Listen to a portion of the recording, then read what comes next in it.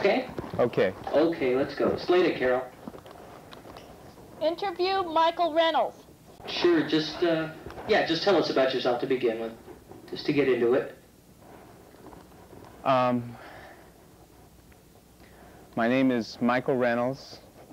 I'm 23 years old.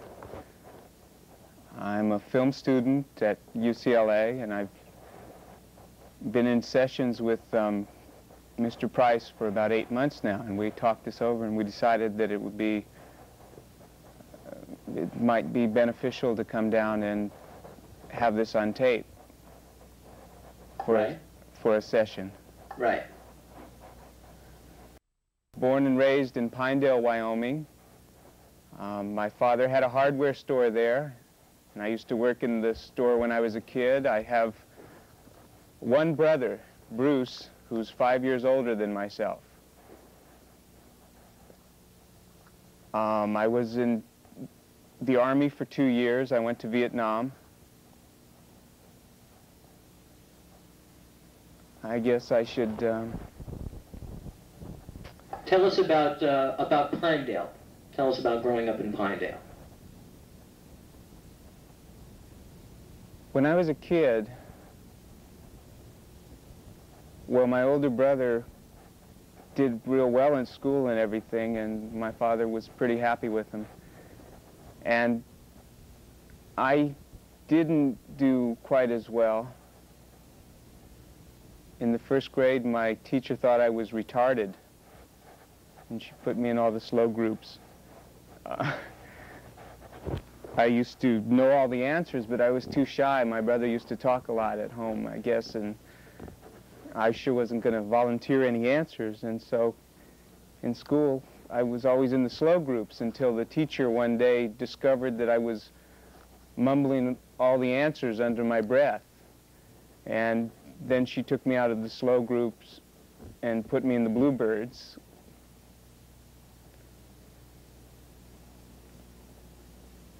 I was not too popular in school until in the first grade, about halfway through, the other kids discovered that I could tie shoelaces. And then I became more popular after that because they didn't want to go and tell the teacher and have her tie their shoelaces. When I was a really little kid, people came into the store and they used to call me Little Herb. My father's name was Herb. And they'd say, "Hi, Little Herb. How you doing, Little Herb? Hey, here's a nickel, Little Herb." And I used to look up at him and say, "My name's not Little Herb. My name's Michael." And I started school, and my brother was successful in sports and everything, and so I wasn't Little Herb anymore. Then they started calling me Bruce's little brother. "Hey, there's Bruce's little brother over there."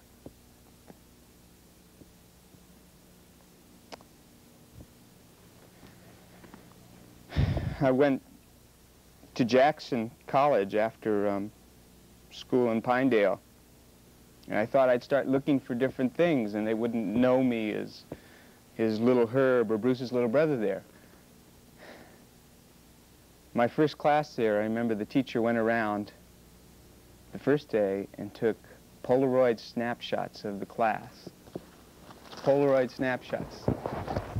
I took mine from him. This is one he didn't keep. He walked around and he said, "I'm going to compare your pictures and I'll know everybody's name by the end of the first week." And he never did.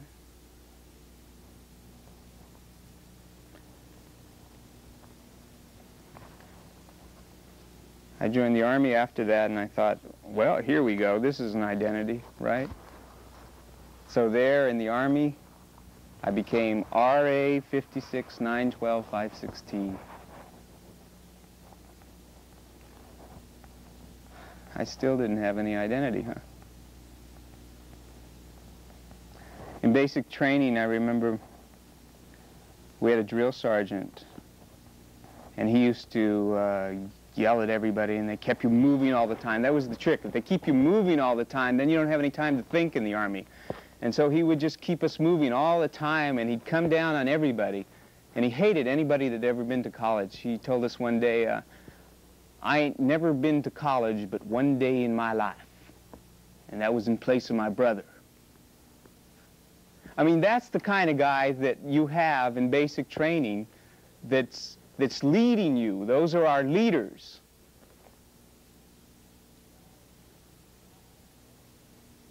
There was a guy in the top bunk in basic training. I was in the bottom bunk. The guy in the top bunk was a medical student, pre-med student. He had worked in hospitals most of his life. I mean, you know, as he was growing up in summers and everything. And they sent him to the Armory Division. And because my number was US 56-912, they sent me to the Medical Division. And I went to school in Fort Sam Houston for 10 weeks, and they taught me how to march and wash my hands and make corners, 45-degree angles on the beds. And then they sent me to Virginia for a couple months, and then they sent me to Vietnam. And the next thing I knew, I'm working in the emergency room in Vietnam. We're getting these casualties in. Every couple hours, we'd get a whole load of casualties in again. The second day I was there, I remember the first day I watched doctors sew 2 people up, 2 casualties. It was a slower day. And the second day, a whole bunch of people came in. They worked on these 2 guys, and one of the doctors turns to me and says, sew this guy up. I was scared to death. I mean, sew this guy up? I didn't know. I watched them a couple times, and they never gave me any instructions or anything.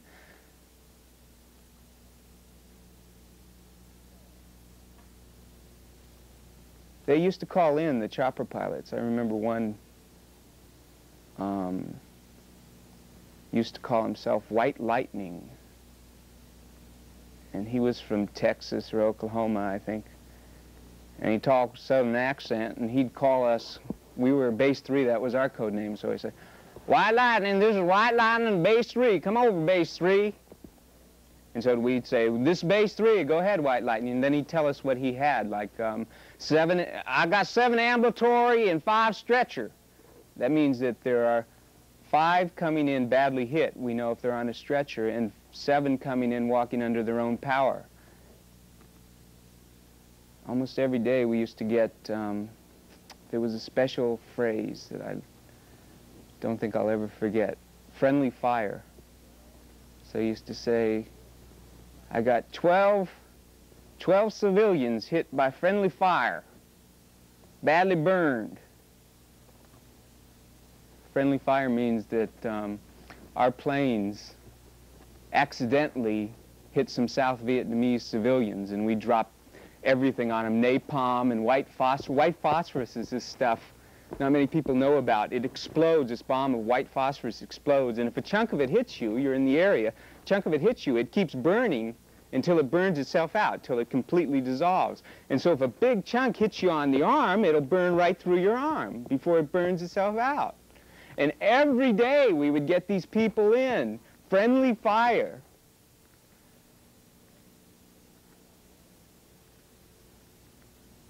I saw one enemy when I was there.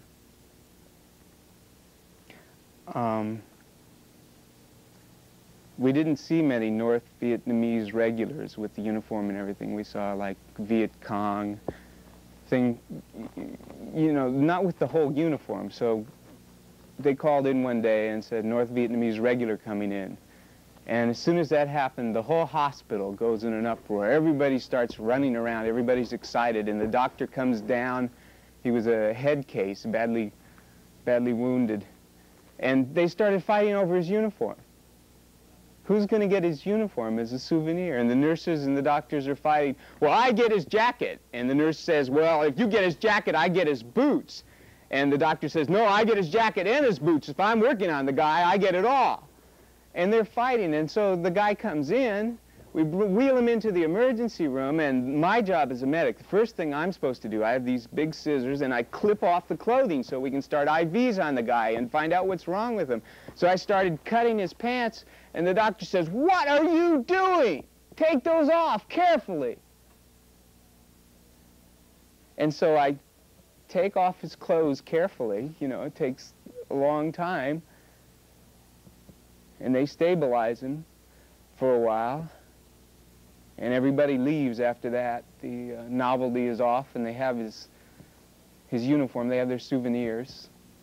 And so I'm left in the emergency room. It's just me and the translator, who's hardly ever there, but we had a translator that day, and this enemy, who is now all tied down to the stretcher so he's not going to escape. I mean, you know, he's semi-conscious. He wasn't going to escape anyway.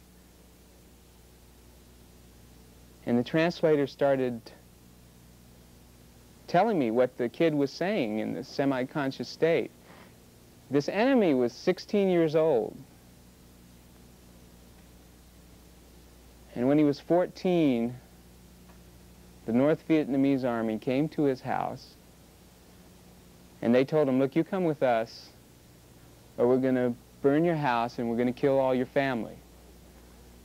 And I remember when I was a kid and I registered for the draft, and they told me, well, if you decide to skip, that you're going to get 5 years imprisonment, a $10,000 fine, there's going to be disgrace on your family. I mean, so I'm looking down at this kid,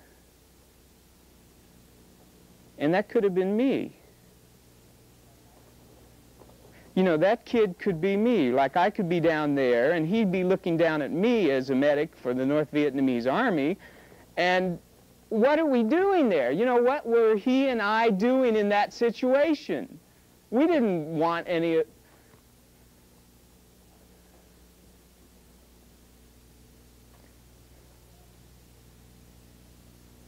It was my job to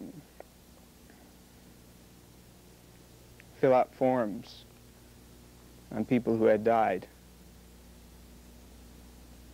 And then I'd give them to Edith, the Red Cross lady, and she would notify the Red Cross in the United States so they could notify the families on whose son was killed in Vietnam. And one day she came up to the ward and pulled me off the ward and told me my father was dead.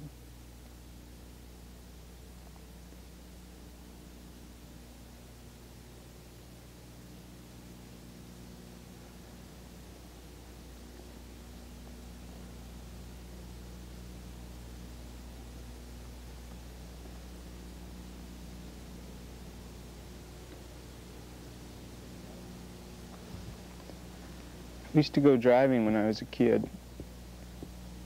My father would take me out in the hills around there, and we would supposedly get lost. He'd take us way out, and he'd put me on his lap, and I'd have the steering wheel, and he'd say, okay, Mike, you take over now, and you go any direction you want to, and you get us home. You find the way home. And so I'd drive and try and get us home best I could. And if I could conjure him up, if I could just get him up for just 1 minute, if I could just say to him, did you really know the way home? I mean, were we really lost then?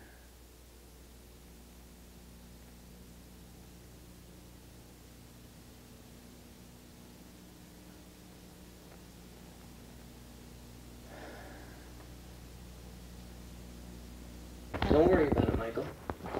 How's that? Are you okay? We often talk about dreams. And it reminds me, I don't have many dreams. But I remember one. And that high school band thing reminds me of that. One dream I had was, it was a football stadium, but it wasn't in Pinedale. It wasn't a little football stadium. It was like a nationally televised thing, you know, with 80,000 people, and they're all standing up, so you assume it's the beginning of the game, right, just before the game starts. And you see 5 little specks down right in the middle of the field. And as you get closer, you see that those 5 little specks are me and 4 trained SEALs. And they're sitting right behind this row of, you know, those horns. And I throw a fish. I have a bucket of fish. I throw a fish to the first SEAL, and he goes, honk. And I throw it to the second one, honk. And so they start playing this thing, honk, honk, honk, honk, honk, honk. And I keep throwing them fish, right? And everybody's standing up in the stadium at attention. And it gets near the end of the thing, honk, honk, honk, honk, honk. And I run out of fish. And I don't know what to do, you know, but this is a dream. So somewhere this can of sardines comes out. And I take off the key and I start peeling it. And the key breaks. And that's the end of the dream. I just remembered that one, Mr. Price. I like that one. Let's see, when I was in Pinedale, the movie theater, I think, had burned down again. It used to burn down all the time when I was a little kid. That used to be the annual event, that the theater was burning down, and everybody would get out in the streets and watch the fire engines come over from Jackson. That and the parade. We had a rodeo parade with Gene Autry. He owned all the property around there, so he would come. And that was it. That was the entertainment in the town. Either you were watching the parade or you were watching the theater burn down. And that was the only time that the town assembled. That movie theater was my real entertainment there. I used to go on Saturday matinee. I'd work in the store after school every day and Saturday morning, and the other kids were out playing baseball, but I'd get my 50 cents and I'd head down for the theater to watch the monster movies. It was almost always monster movies.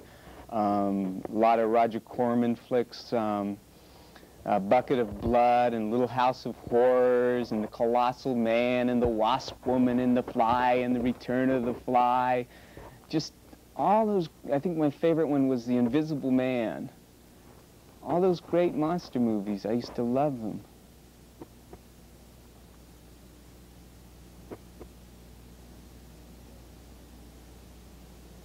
So I didn't go to the football game, and I didn't go to the movies that day. So I went up in the hills where my father used to take me. And I drove around.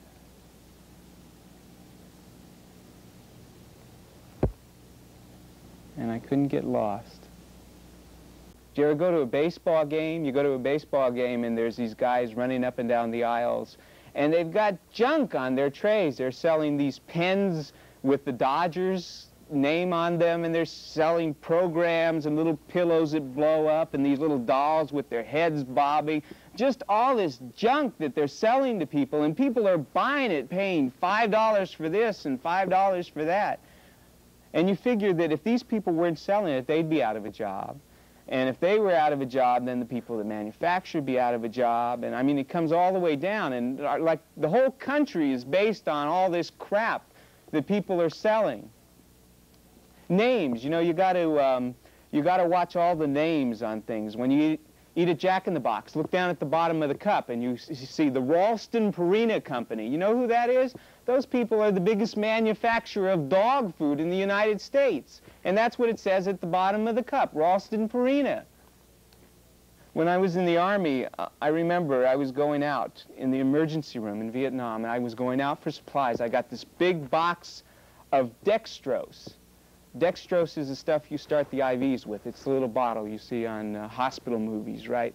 It's the little bottle hanging up there, and it goes into the vein. And you start that first, and then you test the guy to see what type blood he has, and then you put the blood into him. So this is a blood replacement, right? That's really an important thing. This saves a guy's life, right? So I'm feeling very gracious, and I say, wow, who makes this stuff? And I look down, and it's the Oling Remington Company. You know who they are? They're the biggest manufacturer of the M16 rifle. The M16 rifle is the rifle that is the mainstay of the American Army. I mean, in Vietnam, that was it. Everybody had an M16, so that's what you went out and shot the people with, and then you come on, they bring them into the hospital after you shoot them, and you fill them up with dextrose. And so this company is getting it from both sides. First they shoot the guy, and then they fill him up with blood, and they're making money from both sides. Mattel Toys. Mattel Toys used to own the circus. When I was in Vietnam, they didn't own the circus anymore. They were the second company making M16 rifles. So it was Olin Remington and Mattel. That's who was supplying the arms to the Army. Gulf Oil owns the circus now. Did you know that, Mr. Price? No, I didn't know that. Gulf Oil owns the circus, man. I have this theory that the reason we were in Vietnam was we were going to beat the shit out of them, and then we were going to take over the oil in the South China Sea, because we knew what was going to come down with the Arabs and all that, man. So what we were going to do is take all the oil out of there, and then we wouldn't even need the Arabs. Now the war is over, right? And what's happening, North Vietnam is negotiating with Mobil Oil right now. Did you know that? They're negotiating, yeah. Michael? Yeah? We have 10 minutes left now.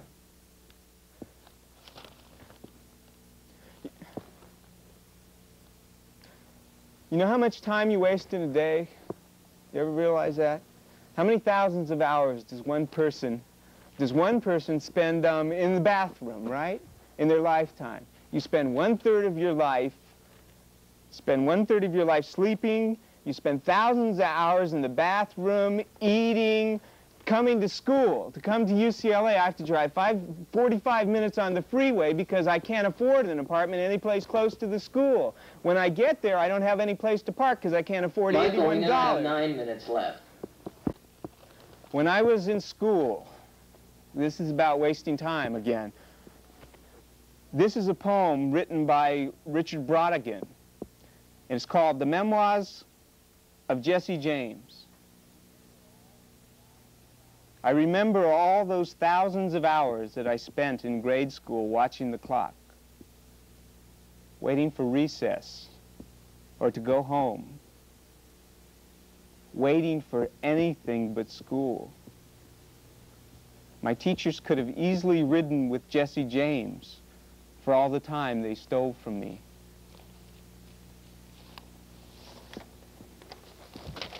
The time. I want to talk about when I was a kid, and I was in church. I used to go to church every Sunday. My greatest desire as a kid, I think this is really important, my greatest desire was to go up there on the organ just right in the middle of the service and go, ba ba ba ba ba ba ba ba ba ba ba ba ba. Can you imagine if the Reverend in my town said during the war, look, the Vietnam War is wrong.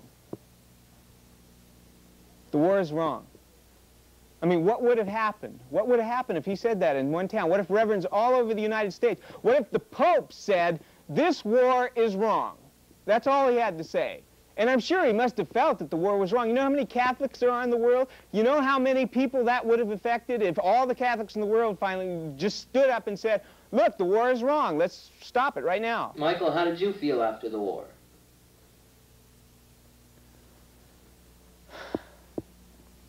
I felt numb after the war. You know that I walked into a supermarket the first day I was home. And I just walked around the supermarket. And I just looked as far as you could see after being with these people that didn't have anything, and they've had war all their lives for the last 100 years, their fathers before them and their fathers before them, and all they knew was war, and they accepted the fact that there would always be a war. And I walk in this grocery store, and as far as you can see, man, there's food. There's just junk food. You look down one aisle and there's cereal. As far as you can see, there's Sugar Crisp and there's Captain Crunch cereal with posters that glow in the dark and little things that you spin and they go in the air. I mean, just crap. When I was a kid, Johnny White and I used to set up these plastic soldiers, and we would get these plastic bags and we tie them together with knots and make a rope out of them and tie them to a stick, and we'd light the stick. We'd do it just as it was getting dark so we could see this too. We'd light them with a stick, the baggies, and as it started to melt it would go ka-foom, phew, phew, phew, and you could see the trail dropping on these plastic soldiers, and when it hit one it would melt. The plastic soldier would melt. And I mean, you know, you're getting these things, these little toys, these plastic soldiers out to the kids, you know. That's what I feel about when I came back. That's what I was thinking about.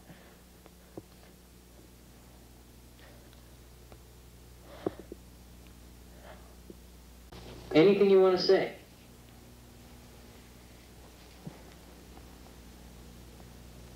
When I was a kid,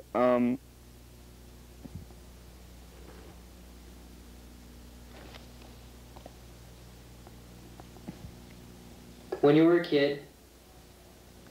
I don't want to talk about when I was a kid, Mr. Price. What do you want to talk about? I don't know, Mr. You don't Price. know. I don't know. Look, can we stop the tape, please? Pardon me, Michael? Can we stop the tape, please? I can't deal with this right now.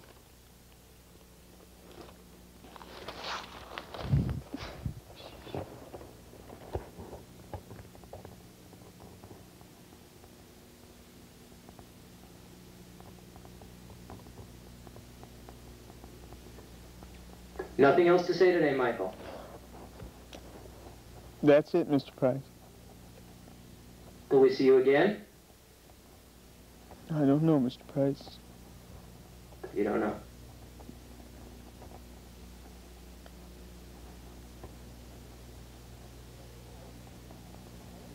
Are we still rolling or what? Are we over? Is there something else you want to say? No, there's... No?